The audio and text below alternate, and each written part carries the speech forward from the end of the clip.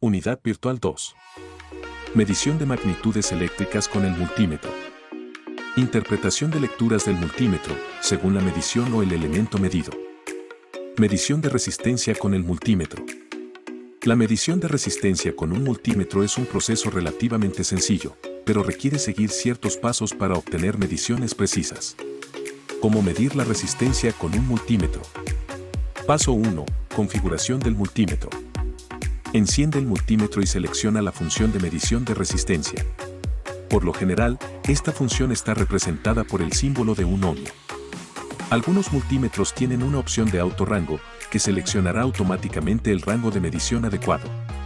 Si no es así, selecciona manualmente el rango que esperas medir, asegurándote de elegir un rango que sea mayor que el valor de resistencia esperado.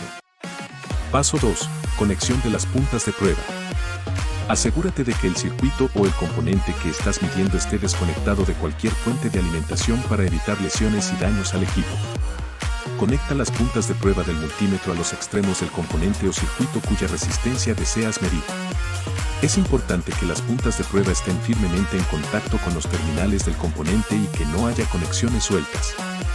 Paso 3. Lectura de la resistencia. Una vez que las puntas de prueba estén conectadas correctamente, el multímetro mostrará la lectura de resistencia en su pantalla digital. Si estás utilizando un multímetro analógico, observa la posición de la aguja en la escala de resistencia. La lectura de resistencia se mostrará en ohmios. Si la resistencia medida está fuera del rango seleccionado, el multímetro mostrará un mensaje de sobrecarga o cambiará automáticamente al rango apropiado.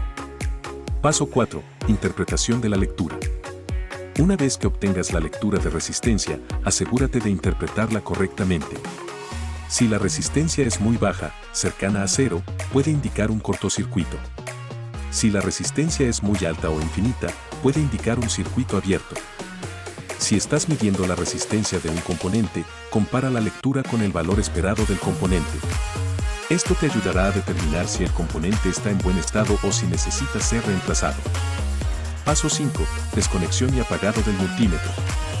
Una vez que hayas completado la medición, desconecta las puntas de prueba del componente o circuito. Apaga el multímetro para conservar la vida útil de la batería y evitar un consumo innecesario de energía.